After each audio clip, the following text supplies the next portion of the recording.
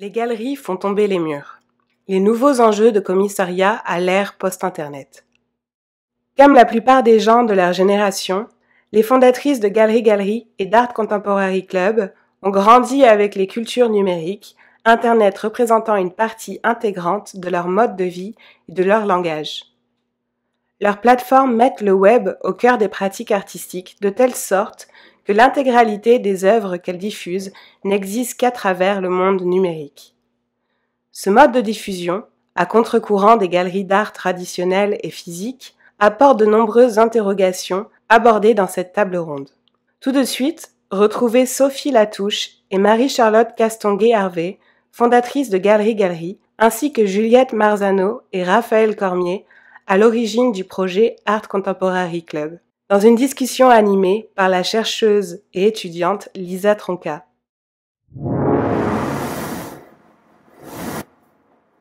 On est prêtes, les filles? Oui. OK.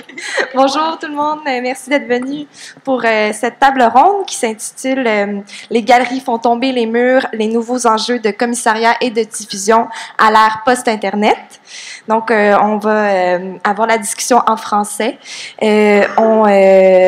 Donc, on va avoir Sophie Latouche et Marie-Charlotte Castonguay-Harvey de Galeries.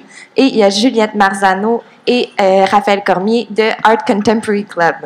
Donc, je vais juste les introduire un tout petit peu avant de commencer. Donc, elles sont les deux projets qu'on va voir aujourd'hui. C'est deux initiatives montréalaises assez récentes. Donc, Galeries a vu le jour il y a environ 2 ans. Donc, on va fêter leur 2e anniversaire bientôt en septembre, au mois d'août. Et Art Contemporary Club, c'est environ au début de l'année 2018. Donc, 2 initiatives super récentes qu'on va voir tous les enjeux qui ont émergé aussi avec ce côté récent-là. Et donc, ce qui est particulier avec leur projet, c'est qu'elles sont, dans le fond, elles déploient leurs activités majoritairement en ligne. Donc, c'est sur Internet, sur leur plateforme numérique, sur Instagram, que la majorité de leurs activités se font.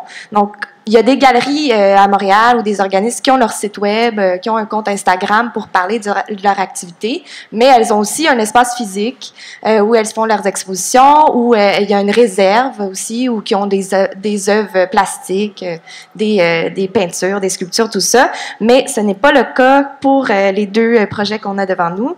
Donc, leur particularité, c'est qu'elles font des projets, elles hébergent des œuvres web, donc que ces artistes-là, finalement, ont laissé tomber les pinceaux, tout ça, et c'est plutôt le code Photoshop qui dirige leur pratique. Donc, elles deviennent finalement une nouvelle forme, une nouvelle plateforme pour ces artistes-là, peut-être même qui viennent combler un vide qu'on va voir un peu plus tard. Donc, on va parler un petit peu aussi de l'art web. Peut-être qu'il y en a qui c'est moins familier, même si ça fait environ 30 ans que les artistes ont été les premiers à investir finalement le web pour avoir un autre matériau pour leur pratique, mais aussi une autre manière de diffuser leur travail. Puis à Montréal, c'est sûr que on est un petit peu plus en retard dans les plateformes ou les lieux pour exposer ces genres de pratiques-là. Donc, on va voir comment Galeries et Art Contemporary Club viennent s'insérer dans cet environnement-là, même si récemment, ça commence à être assez plus... on le voit un peu plus, les pratiques web, post-Internet, ça devient plus à la mode. Les gens, ils savent un peu en quoi ça concerne. Donc, avant de leur céder... dans le fond, avant de aller à la discussion, parce que ça va être assez informel, on va parler, on va genre des questions, mais je vais leur laisser la parole pour présenter leur projet. Donc, on va commencer par Galeries, puis ensuite Art Contemporary Club. Super. Bon, bonjour à tous. Merci, Lisa, pour la super intro. Puis c'est vraiment le fun d'être sur le stage avec 5 filles. Bon, en tout cas, 4 autres filles et moi-même. C'est vraiment très cool. On va voir si ça marche. Super. Wow. Donc, c'est ça. Donc, moi, c'est Sophie, comme Lisa l'a déjà dit. Je m'appelle Marie-Charlotte. Normalement, il y a une autre fille qui est avec nous qui s'appelle Gabrielle Bernacci. C'est elle qui s'occupe du site web, dans le fond, de tout ce qui est code. Elle ne pouvait pas être là avec nous aujourd'hui, mais on veut juste la saluer, lui dire qu'elle est dans notre cœur et qu'elle travaille fort comme coding queen. Donc, c'est ça. Alors, Galeries. En fait, nous, on est les 2 des 3 cofondatrices. Galeries, c'est un organisme à but non lucratif qui est vouée à la diffusion, à la démocratisation, puis à la production de l'art numérique et web. Tout ça dans un contexte qui est à la fois adapté puis en continuité avec cette pratique-là. Donc, comme Lisa l'a dit, ça fait longtemps qu'il y a de l'art web, qu'il y a de l'art numérique, mais on avait remarqué récemment que aussi, avec la multiplication des écrans disponibles, de la présence, de l'omniprésence d'Internet un peu partout, ça a modifié non seulement nos habitudes en tant qu'utilisateurs ou même juste notre vie sociale, mais ça a aussi modifié les pratiques artistiques. En plus de ça, l'augmentation des loyers, combinée à une démocratisation parallèle des outils numériques, donc de plus en plus accessibles pour nous, on a commencé à se demander pourquoi il n'y a pas plus d'espace en ligne, pourquoi on n'utilise pas plus l'ordinateur comme un lieu direct pour voir de l'art. Et donc, en 2016, avec l'exposition C'est la vie, on a lancé notre espace d'art en ligne. De notre côté aussi, pour nous, le fait de créer un espace qui était entièrement en ligne et donc adapté aux nouvelles pratiques artistiques ancrées dans les technologies, donc comme le GIF, la vidéo, le jeu vidéo, le 3D, l'art HTML. Le but, c'était vraiment, en fait, justement, de créer un environnement qui serait entièrement numérique puis qui permettrait aussi de mettre vraiment en valeur ces pratiques-là, de leur donner de la visibilité autrement, de la légitimer aussi, puis faire une place vraiment dans le milieu des arts ici au Québec, puis au Canada en général. Il y a plein d'espaces comme tels qui existent ailleurs dans le monde. Il n'y avait pas vraiment ça ici. Fait que notre but vraiment, c'était de combler, à notre avis, ce trou-là qu'il y avait dans le champ, dans le milieu des arts ici au Québec. Yeah. Yeah. Ah, hey. Un petit fondu. On a servi de l'art du PowerPoint. Donc, c'est ça. Alors, comme vous pouvez voir sur l'écran, ça, c'est le www.galeriegallerieweb.com. Donc, c'est notre plateforme d'art en ligne. Un peu comme un musée, c'est un espace avec des portes, un bureau, il y a même une salle de bain si vous vous rendez assez loin, et qui présente donc des expositions mensuellement. Donc, vous pouvez aller visiter comme un musée, voir les œuvres qui sont présentes seulement pendant une période particulière. Et il y a aussi une collection permanente, donc qui présente des œuvres qui sont hébergées, comme Lisa en parlait, donc d'hébergement web, parce que c'est un service qu'on peut aussi offrir donc aux artistes et que la collection est donc toujours là, donc peu importe, vous pouvez toujours aller voir ces pratiques-là qui sont exposées. L'esthétique du web, comme vous pouvez le voir, pas du web, mais l'esthétique de notre site web à nous, ça combine un peu des éléments de galerie qu'on connaît, donc des lieux, mais rattachés à vraiment une esthétique prise du web, donc en empruntant des images directement. Le but de ce design-là, c'était un peu de parler aux artistes pour qu'ils aient envie d'exposer avec nous, qu'ils sentent qu'on se comprenne, mais aussi pour les utilisateurs de un peu découvrir l'art en ligne puis se familiariser, dans le fond, donner une valeur aux œuvres qu'on met en ligne sur notre site Internet. Galerie Galerie, par contre, c'est pas juste une plateforme. Bien sûr qu'on a un site web, mais on fait aussi beaucoup de médiation. Donc, on va créer vraiment des événements qu'on appelle AFK, qui sont Away from Keyboards, parce que bien qu'on soit en ligne, c'est quand même important vraiment que les gens se rencontrent. Aujourd'hui, ça reste comme super important dans l'univers, puis dans le réseautage, puis dans l'idée de collaboration entre les artistes, les créateurs, les travailleurs culturels, de se rencontrer, de prendre une bière ensemble. L'idée du vernissage et la bière est comme vraiment ancrée dans les mentalités. Fait que nous, on le fait aussi. En fait, l'idée, c'est toujours de représenter l'exposition qui est en ligne. Donc, on va faire vraiment juste des événements qui permettent de lancer l'exposition, qui permettent aux gens de se rencontrer. Voilà, des vernissages, des fois on va faire des discussions, échanges avec les artistes. On va faire aussi, on a déjà fait des soirées de projection. Donc l'idée là, c'est vraiment que tout le monde puisse se rencontrer, puisse aussi partager ensemble, parce que souvent on crée ou on travaille tout seul derrière notre ordi à la maison. Voilà, le but c'est de se rencontrer, faire discuter les différentes communautés, les différents publics, les différents travailleurs et artistes dans ce milieu-là. Et puis là, on va vous parler un peu plus en détail de deux événements qu'on a fait dans la dernière année qui nous ont particulièrement tenus à cœur. Donc, un d'entre eux, c'est entre autres l'Encore numérique Galerie Galerie. Donc, c'était la première édition. On aime l'appeler la première édition parce qu'on veut définitivement en refaire une. Dans le fond, dans cet Encore-là, on a présenté 40 artistes, donc 40 œuvres, une œuvre par artiste, locale, mais aussi de l'extérieur. Ça a été un franc succès. Donc, on vendait les projets, donc du GIF, comme de la vidéo, comme il y avait même une extension Chrome qu'on vendait sur des clés USB que les gens pouvaient acheter à un prix de 20 $ de base. Et puis, ça a été vraiment comme presque, on a vendu presque la totalité des œuvres. Et puis, il y a des gens qui ont acheté peut-être même leur première œuvre en général, mais il y a aussi beaucoup de collectionneurs qui étaient là, qui ont acheté leur première œuvre numérique pour la première fois. Alors, on aime dire que c'était le premier encan numérique au Québec. Et c'est ça. Il faut dire en fait qu'on fait justement on fait des expositions qui sont diffusées en ligne sur notre site, mais c'est quand même important pour nous d'avoir toutes ces discussions-là autour de la valeur de l'art numérique, la valeur du web. Puis, entre autres, l'encan numérique, c'était dans cette optique-là. Qu'est-ce que ça vaut une œuvre numérique? Est-ce que les gens sont prêts à acheter ça? Est-ce qu'ils le font? Fait qu'on avait fait une formule qui était comme super accessible à tous pour que tout le monde puisse juste repartir chez eux. On avait mis ça sur des clés USB. Donc, il y avait quand même encore on est vraiment dans la médiation pour dire oui, c'est de l'art numérique, mais tu as quand même un petit objet que tu peux ramener chez toi dans ta poche.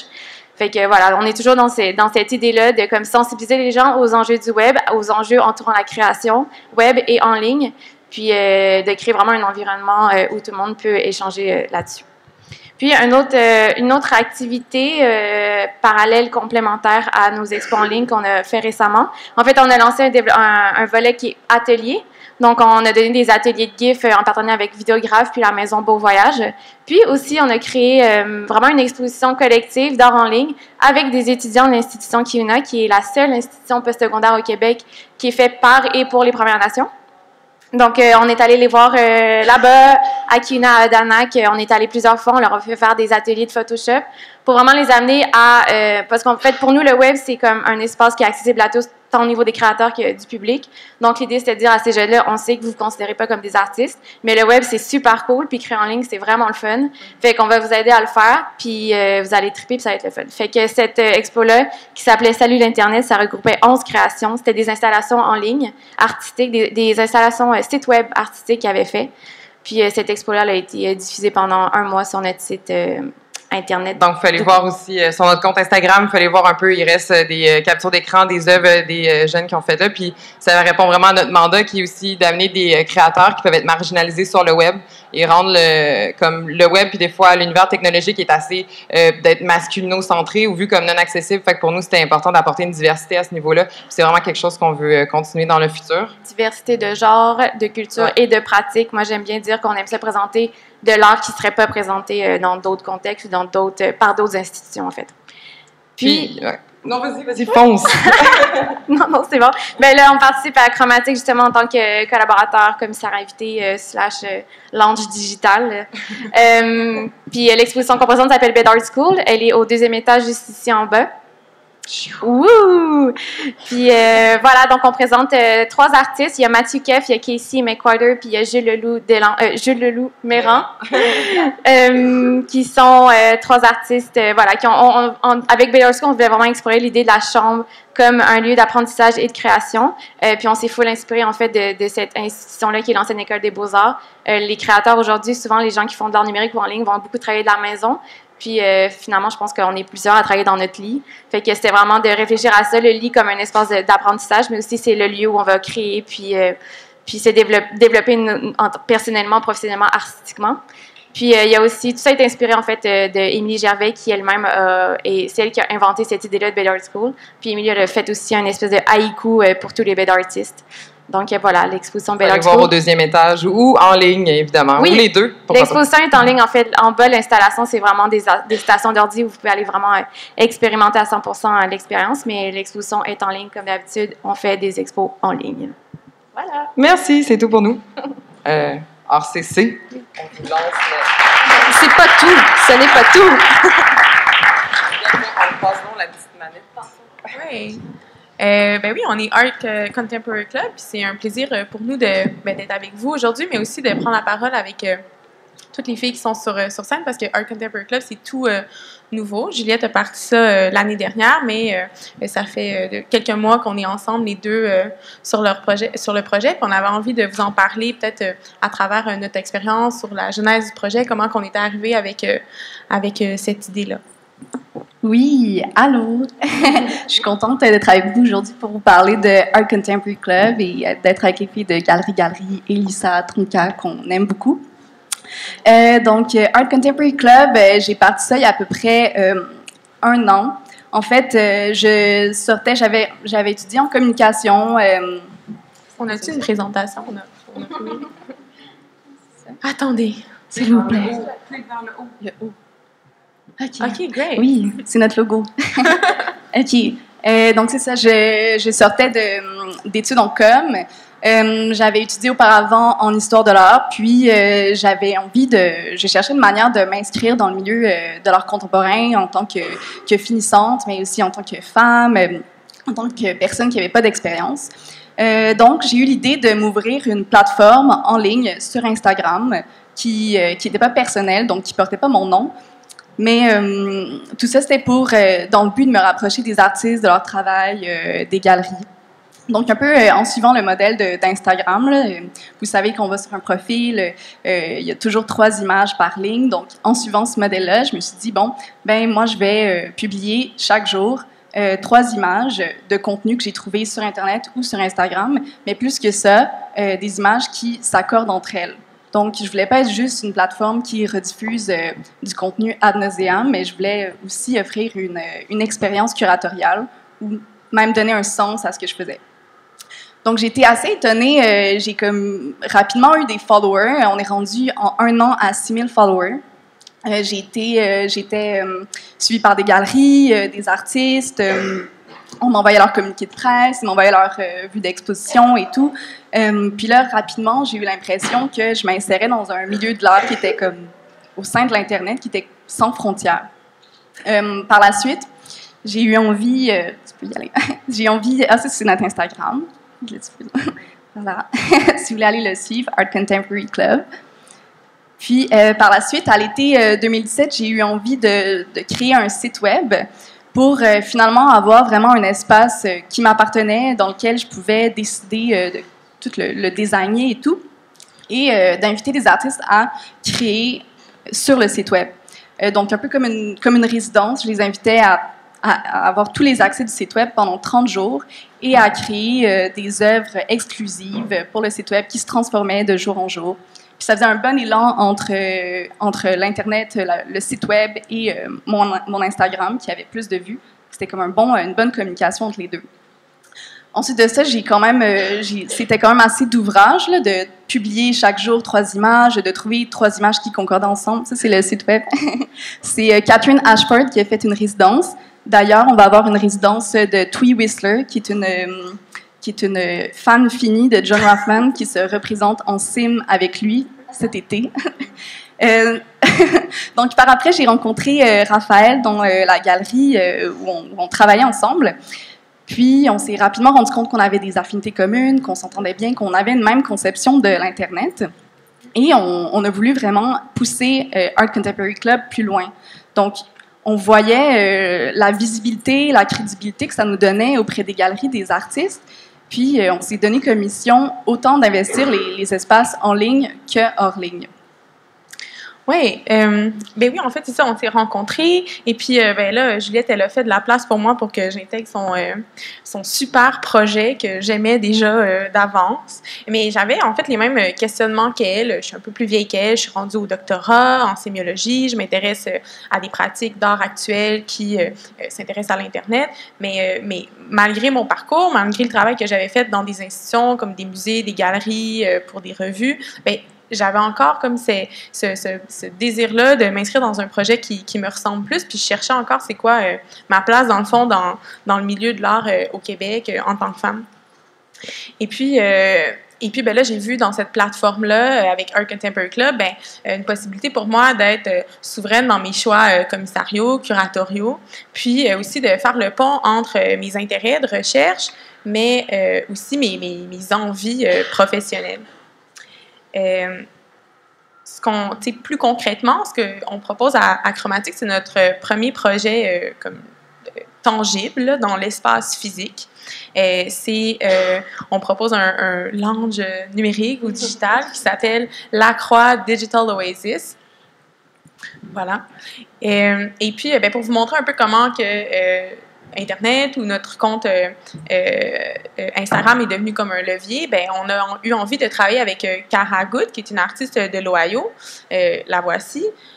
Puis c'est grâce à notre compte Instagram qu'on l'avait découvert, puis qu'on l'a rejoint, qu'on l'a contacté, puis qu'on lui a dit « Ah, tu as envie de faire un projet avec nous? » Puis tout de suite, elle a dit oui, instantanément, elle a répondu oui. Puis là, ça nous a dit « Ben, deux choses. La première, c'est que les artistes, ils ont envie de faire des projets, ils ont besoin de plateformes nouvelles, ils ont envie de collaborer avec des gens, ils ont envie que leurs œuvres soient vues.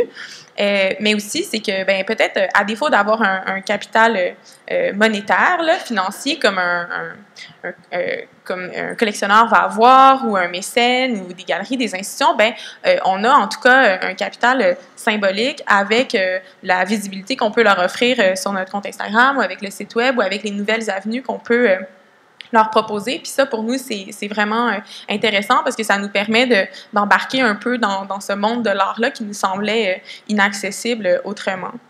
Et puis, Art Contemporary Club, on est essentiellement dématérialisé, comme les filles de Galerie dans le web, mais on fait le pont aussi avec des projets dans l'espace physique. Puis pour nous, c'est complètement complémentaire, c'est pas contradictoire ni paradoxal, parce que si vous venez visiter notre lounge, vous verrez les artistes qu'on propose, c'est des gens qui sont issus de la culture Internet, qui utilisent l'Internet comme médium de création, qui conçoit très bien l'Internet comme culture en soi, comme langage en soi. Et puis ça nous fait plaisir de faire le pont entre ce qui se passe virtuellement, mais ce qu'on peut matérialiser aussi dans l'espace physique. Donc on est dématérialisé, mais on se matérialise dans l'espace au fil des collaborations qu'on peut avoir. Puis avec Chromatique, c'est notre première collaboration comme ça. Puis c'est pour conclure, en tout cas, notre section, avant de passer à la partie là, de questions-réponses avec ça, pour nous, comme on est encore en train de développer puis de figurer un peu ce qu'on fait, parce qu'on s'est lancé là-dedans sans trop savoir comment ça allait déboucher, mais on est encore en train de voir ce que Art Contemporary Club peut devenir de fil en aiguille au fur et à mesure des projets. Puis c'est le fun aujourd'hui comme s'asseoir, puis comme en parler, puis si vous avez des questions, puis de comme échanger avec les gens pour bien fixer là où on est rendu, puis aussi s'attarder sur nos objectifs aussi à venir. Là. Merci. Merci. Mais merci vraiment pour vos deux présentations parce que je trouve que ça répond déjà comme ça commence à répondre à mes questions, mais en même temps, ça montre aussi la diversité des types de projets qui peuvent émerger d'une volonté de vouloir s'attaquer à ce territoire web-là pour montrer des pratiques, pour faire valoir des artistes, tout ça. Donc, j'aime ça de voir que vous êtes vraiment différentes aussi dans votre manière d'approche, puis vos raisons, on dirait aussi, d'avoir voulu investir le web autrement qu'un espace physique. Donc, peut-être on peut commencer par... vous avez déjà un peu commencé à répondre, mais continuez un peu à pourquoi vous avez décidé finalement d'aller vers le web. Il y a comme, j'ai entendu, de l'accessibilité, de la facilité aussi de commencer en tant que nouvelle recrue de l'art contemporain et tout ça. Donc, il y a aussi le fait qu'on n'a pas besoin de payer un loyer pour pouvoir présenter des artistes, des choses comme ça. Fait que peut-être comme continuer dans ces réflexions-là. Non, mais je pense qu'au début, pour nous, c'était vraiment de réfléchir à... En fait, on se questionnait à savoir pourquoi est-ce qu'on aurait besoin d'aller dans une galerie ou dans un musée pour finalement regarder un écran. On a tous des écrans, on en a plusieurs, même dans nos vies quotidiennement, continuellement. Donc, voilà, est-ce que c'est vraiment nécessaire? Puis est-ce que c'est vraiment... ça répond vraiment aux besoins de l'œuvre en soi, de se déplacer ou de présenter ça dans une galerie physique ou dans un musée ou peu importe. Puis notre réponse était non, c'est-à-dire qu'on peut vraiment on n'a pas besoin de cet intermédiaire-là, on peut avoir accès à ces pratiques-là, à ces œuvres-là directement en allant en ligne ou en allant sur une plateforme, bref, qui serait dans le même élan, donc entièrement numérique. Puis on trouvait que ça avait aussi des particularités vraiment intéressantes comme l'intimité de l'écran, l'utilisateur qui est seul chez lui, mais des fois, quand on fait des événements, les gens, ils sont ensemble, mais sur l'écran, donc on trouvait que c'était vraiment pas à négliger. Puis comme tu disais, on n'a pas de loyer, on a un hébergement à payer, mais on s'entend que c'est vraiment pas le même prix mensuellement qu'un local. Et donc, on trouvait qu'il y avait plusieurs espaces qui se dématérialisaient en quelque sorte, là, qui devenaient des espaces qui apparaissaient ou des festivals qui sont juste là de temps en temps. Donc, pour nous, ça fit. On a juste toujours notre opinion sur le web. Donc, c'est ça. Je vais juste rajouter, sans compter aussi que le web a d'autres codes aussi, puis en fait, des fois, on peut penser qu'il y a peut-être aussi plus de liberté individuelle où c'est possible de montrer des choses qui sont différentes. Je pense que quand tu es une institution ancrée, physique, certes, mais aussi ancrée dans un milieu, il y a peut-être des barrières qui sont plus difficiles à traverser, qui sont plus edgy. Le web, c'est edgy en soi, ça peut être edgy de 100 000 façons simultanément, fait que ça permet ça aussi, en fait, d'aller dans différents codes, dans différentes normes, puis de présenter des choses qui seraient pas présentées dans un milieu un peu plus traditionnel de l'art.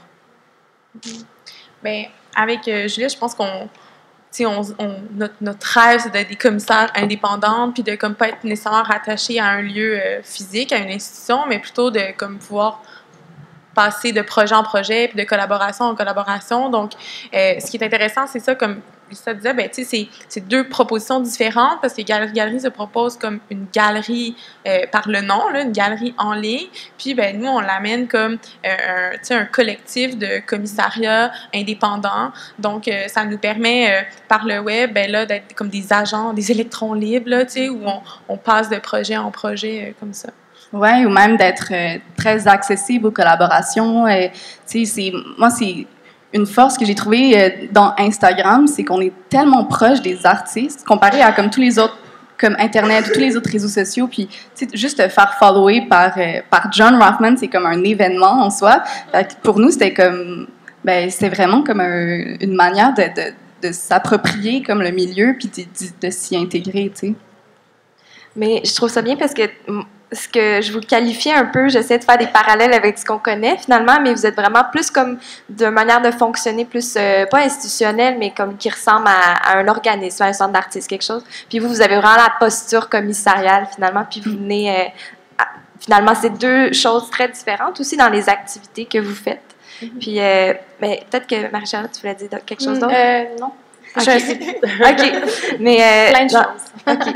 Mais je voulais savoir, on a parlé plus de comme le positif du fait qu'on est en ligne, que c'est libre, qu'on a un droit de parole, tout ça, mais il doit y avoir quand même des inconvénients, même si il n'y a pas de loyer, mais tu n'as quand même pas plus d'argent, des choses comme ça. Fait est-ce que vous pouvez parler aussi des défis que vous rencontrez finalement dans vos activités? Ben, nous, personnellement, c'est sûr que le fait qu'on dépend extrêmement du web, et le web est beaucoup un monopole de compagnies, donc Facebook, Instagram, qui sont la même entité finalement, même si c'est deux plateformes différentes, et Google après ça, avec YouTube et tout. Fait que c'est sûr que on veut un peu critiquer le web, on veut amener des artistes qui ont des réflexions, puis on veut s'intéresser à qu'est-ce que ça veut dire pour nous, les utilisateurs, est-ce qu'on est libre ou non, puis c'est sûr qu'avoir un regard critique en payant une publicité sur Facebook, des fois, ça devient un petit peu ambigu, mais on reconnaît quand même qu'on n'a pas le choix de passer par là. Puis, je dirais que c'est plus des réflexions qui nous animent en ce moment.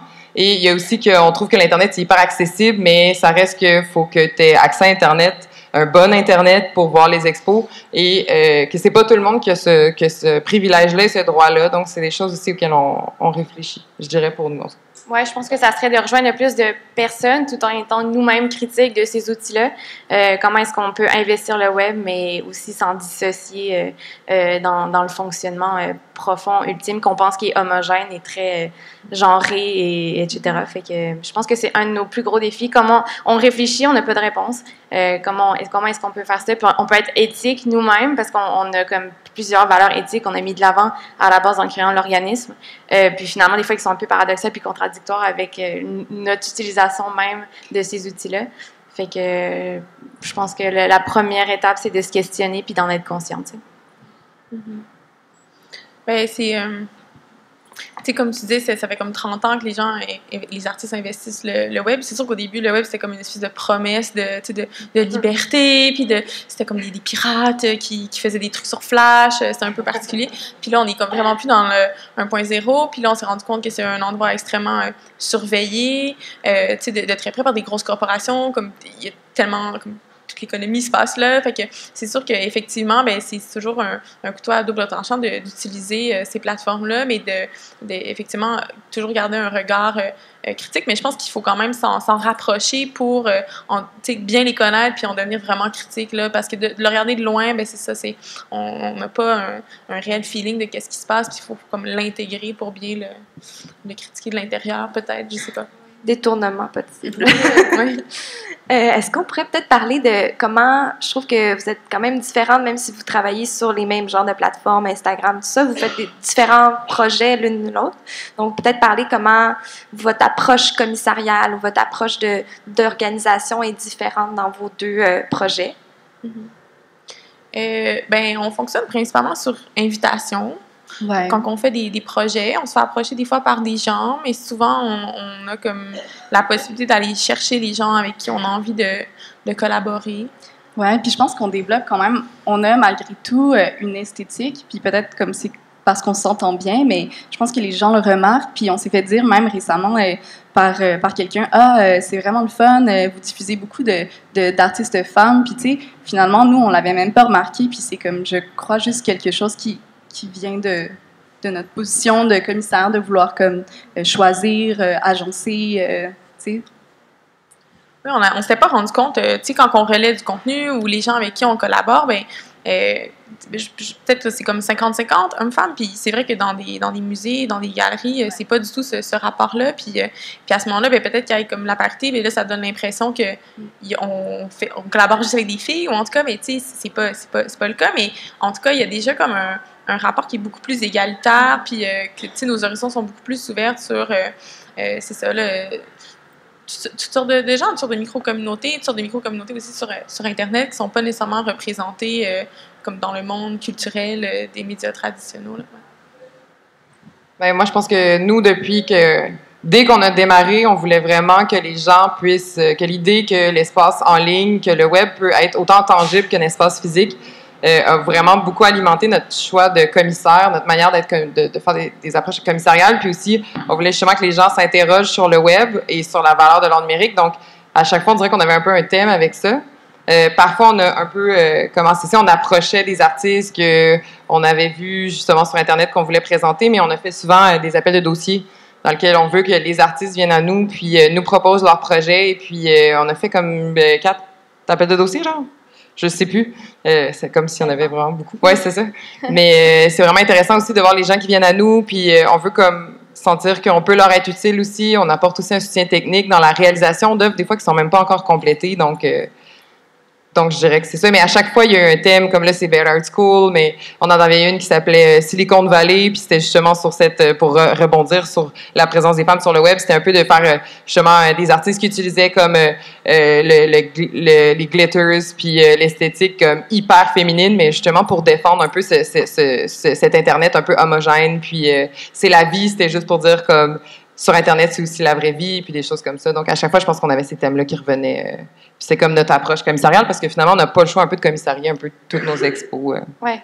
Mais je pense aussi qu'on est beaucoup axé dans l'accessibilité, c'est-à-dire qu'on veut que des artistes qui exposent peut-être pas ailleurs, ici à Montréal ou au Québec, puissent exposer, en fait, sur notre plateforme. Justement, des gens qui vont avoir des pratiques qui sont comme, je veux dire, du HTML, comment tu présentes ça dans quoi que ça s'en vient de plus en plus. Genre, il y a comme 2 galeries récemment qui ont parti une résidence en ligne sur Instagram. Nous, on l'a fait il y a 6 mois.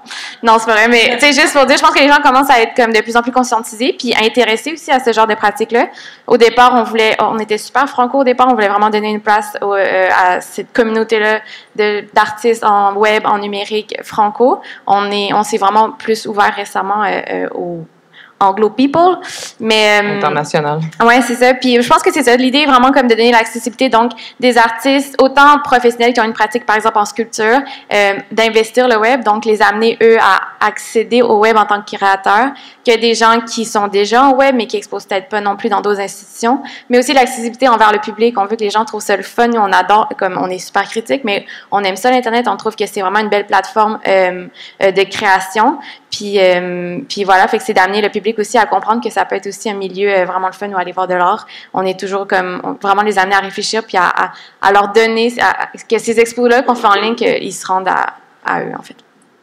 Mais t'as touché vous avez tout abordé finalement les artistes puis le public. Donc, vous avez quand même bien abordé comment les artistes viennent à vous puis aussi vous lancez des appels. Mais comment finalement s'il y a des artistes dans la salle, peut-être, qui se disent « Ah, est-ce que c'est quelque chose qui m'intéresserait? » Qu'est-ce que vous offrez, finalement?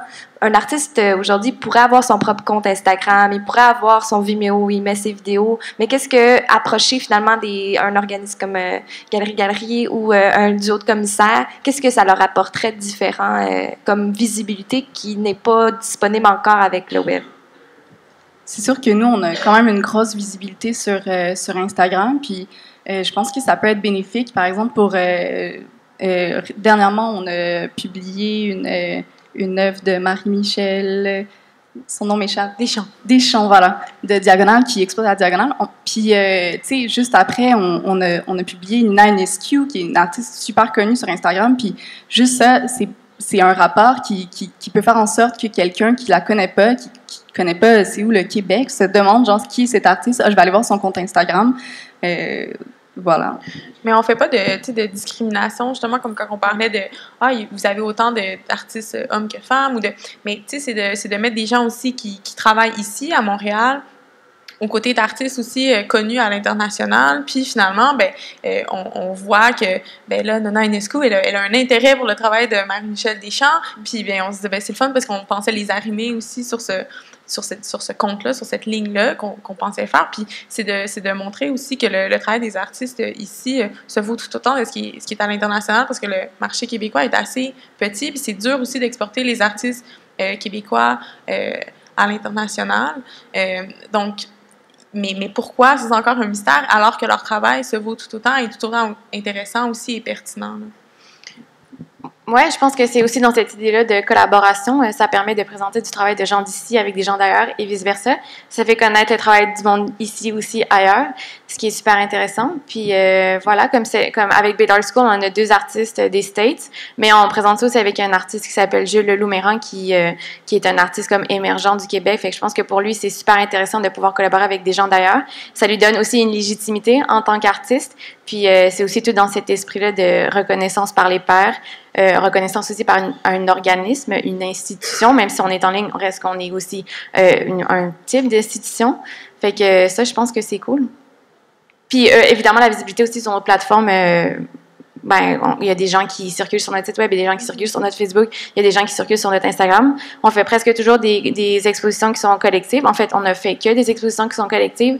Fait que ça fait juste rassembler un bunch of people ensemble qui eux-mêmes ont tous leur propre réseau. Fait que tout ça se rencontre. Puis je pense que ça crée quelque chose qui est comme super effervescent pour autant nous que les artistes que le public.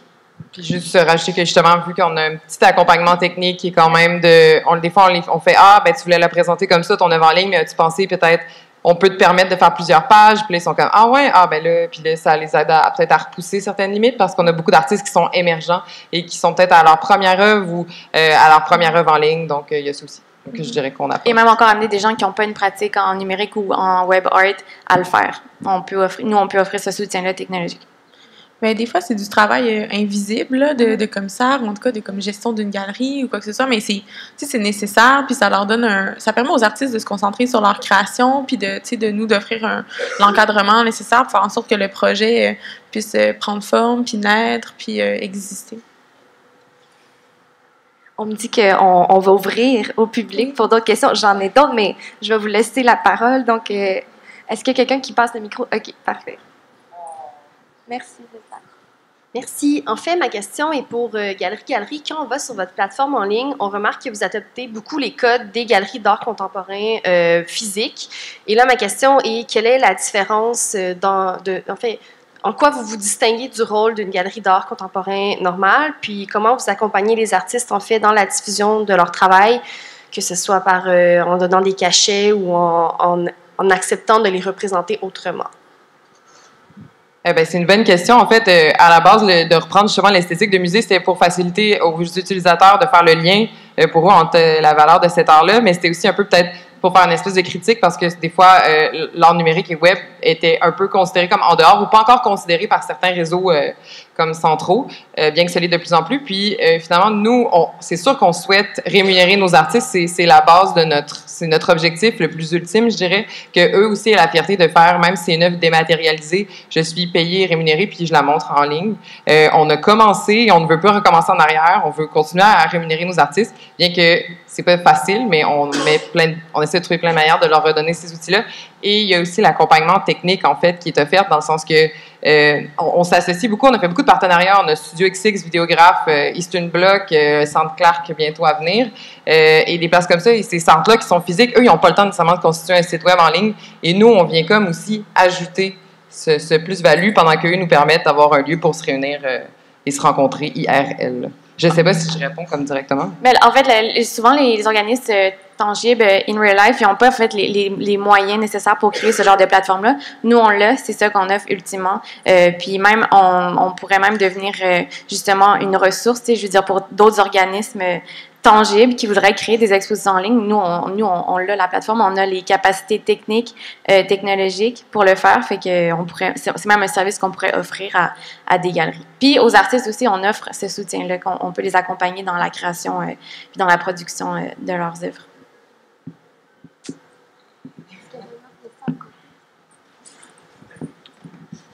Wow, j'aurais, je pense, 1000 questions, mais peut-être que j'en poserai juste 2 si vous me le permettez. La première question, elle est difficile. Comment les subventionnaires et autres partenaires financiers s'intéressent ou ne s'intéressent pas à vous?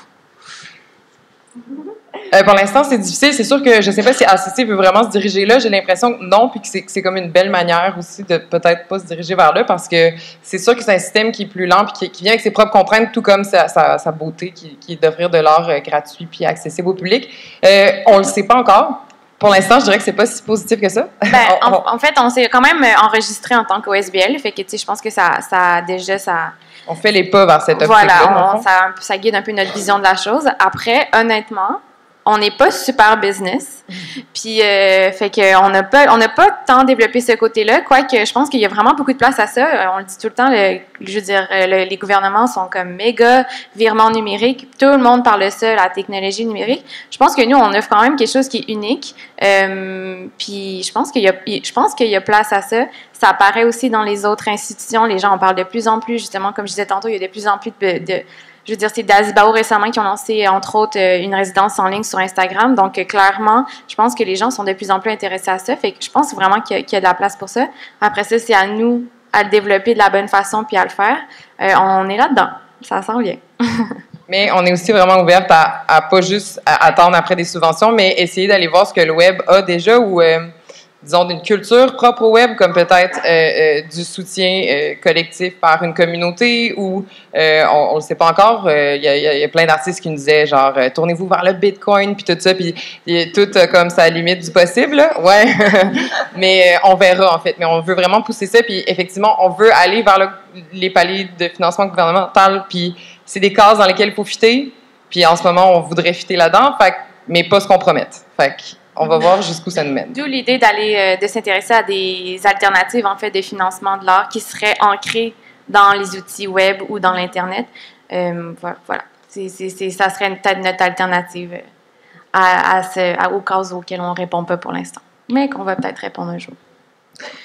On est encore en train de figurer ça, mais c'est clair avec Juliette qu'on n'a pas envie de comme s'alourdir en s'institutionnalisant. Puis comme... Surtout que c'est très long, puis ça ne va pas avec l'idée du web qui est super rapide. Là, donc... Idéalement, c'est d'être dématérialisé, puis d'exister au fil des collaborations. Puis il y en a des galeries à l'international qui existent que sur le web, mais qui prennent part à des foires d'art contemporain. C'est des modèles qui existent, que ça se fait pas nécessairement ici encore. Mais si on avait comme un rêve, là, mettons, je pense que ça serait quelque chose comme ça. C'est d'être dématérialisé sur Internet, dans le virtuel, mais de comme prendre part à des collaborations qui peuvent être aussi grandes que d'avoir un booth dans une foire un jour à représenter des artistes. Peut-être qu'on rêve, mais on a l'impression que les collaborations nous aideraient à aller plus rapidement vers notre but que d'attendre les subventions. On sait que les subventions, tu le fais, faut que tu le fasses souvent. Et la première fois, c'est sûr que tu n'auras pas ton argent. Donc, je sais pas. Nous, on croit aux collaborations. Puis ma deuxième question, rapidement, en fait, c'est un peu plus sur vos lignes commissariales. J'ai remarqué que surtout pour Galerie, ce que vous nous avez montré, il y a peut-être une tendance à l'esthétique nostalgique du web des années 90, début 2000. Est-ce que c'est une ligne commissariale de votre part ou c'est plutôt une tendance que vous observez de la part de la communauté artistique que vous sollicitez? On veut pas non plus s'ancrer seulement dans ça, parce qu'on veut présenter différents projets puis différentes esthétiques, puis c'est vraiment les artistes, mais nous, en tant qu'un endroit qui allait exister, on avait besoin d'une esthétique, et puis c'est comme venu un peu naturellement, mais comme on disait, on s'inspirait beaucoup du web en soi, puis on y répondait comme les personnages dans le bureau, on a comme mis des filles hyper sexualisées, mais c'est que c'est des personnages un peu de jeux vidéo où la femme est super sexualisée, fait qu'on voulait ramener ces éléments-là un peu pour utiliser l'humour, l'ironie, pour que non seulement les artistes se reconnaissent en disant « Hey, mon Dieu, on dirait qu'on se comprend un petit peu », puis entrer là-dedans, puis effectivement, on a une esthétique qui a été qualifiée de brutaliste, c'est-à-dire comme un vieux 90s web, mais ouais. Je pense que ça, ce que ça offre, c'est que c'est à la fois critique et ludique. Puis c'est vraiment comme le ton qu'on voulait avoir, en tout cas du moins dans notre espace en ligne. Après les expos, on en a montré quelques-unes, mais je pense que comme c'est assez changeant, ça va dépendre vraiment des artistes qu'on va présenter. C'est sûr que Bed Art School, c'est vraiment du jeu vidéo, fait que ça peut peut-être comme justement s'allier avec cette idée-là un peu, cette esthétique-là brutaliste. Mais après, je pense pas que c'est... Comme disait Gabrielle qui fait l'intégration, elle disait c'est comme du anti-design. Ouais. C'est quelque chose qu'on n'apprend pas puis qui devrait pas nécessairement se faire comme ça, un site Internet comme ça. Puis moi, l'aspect nostalgique 90s me rappelle un peu justement, comme vous parliez au début, du côté pirate ou art émergent, mais comme alternative, parce qu'on est tellement habitué de voir les mêmes plateformes. On a l'impression qu'on est toujours sur Internet à naviguer, mais on s'entend que finalement, c'est la même interface Facebook, Instagram, peut-être Snapchat, puis après ça, Google. Puis finalement, je trouve que les esthétiques se ressemblent beaucoup, donc on voulait vraiment proposer quelque chose de différent, qu'on se demandait pas si c'était différent, c'était comme évident que c'était différent. Puis, juste rajouter, pour dire que dans le commissariat aussi, il y a subjectivité, puis comme, je pense que ça reflète aussi nécessairement ce que nous, on aime, puis ce qui nous fait rire, puis ce qui nous fait triper, tu sais. Fait que c'est d'où là, le site avec les filles chevalières, jeux vidéo sexy.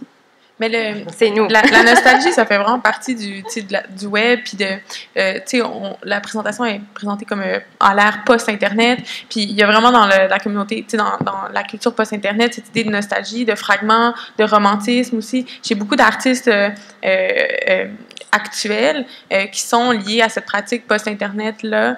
Donc, dès qu'on a un regard sur l'Internet, il y a comme cette idée-là de désenchantement parce qu'on voit sur le web tout ce qui se passe d'horrible dans le monde. Fait que c'est sûr que tout, tu sais, sur le web, c'est grotesque, tout se rencontre. Il y a les nouvelles, mais il y a aussi on peut tourner vers le ridicule, le grotesque, la pornographie. Fait qu'il y a comme une espèce de rencontre de comme plein de choses ensemble qui cohabitent dans le même univers, puis qu'on peut naviguer d'une fenêtre à l'autre, puis d'avoir en simultané plusieurs expériences de l'univers virtuel, en fait. Est-ce que c'est tout le temps qu'on avait alloué ou on aurait le temps pour une autre petite question, peut-être? Sinon, j'aimerais conclure sur le fait qu'on n'a pas encore beaucoup parlé, mais que c'est visible, que vous êtes toutes des femmes, que même moi, vous m'avez invitée, je suis une femme qui travaille dans le web. Je veux dire que Lisa Tronca a fait des projets super cool aussi et qu'elle expose elle aussi de l'art numérique et web avec NT2 et que vous avez commissarié des expositions vraiment très cool en ligne qu'on t'en a pas discuté mais qui méritent d'être mentionnées. Mais c'est ça, il y a un volet plus recherche, université aussi qui s'implique dans le web depuis une couple d'années aussi. Mais c'est ça, je voulais juste souligner le fait qu'on a une image aussi du web qui est très boys club, mais finalement du marché de l'art aussi, du milieu de l'art qui est très... il y a eu un gros coup là, quand même sur les femmes, là, on veut dire. Puis finalement, vos initiatives sont tellement extraordinaires, puis vous êtes tellement comme professionnels, puis tout ça que je trouve ça juste à souligner que des femmes peuvent travailler dans le web, peuvent travailler dans l'art web aussi, puis faire des projets tripants, puis peut-être avoir une réflexion plus inclusive puis réflexive sur ces choses-là. Je voulais finir là. Merci à toi. Merci à tout le monde.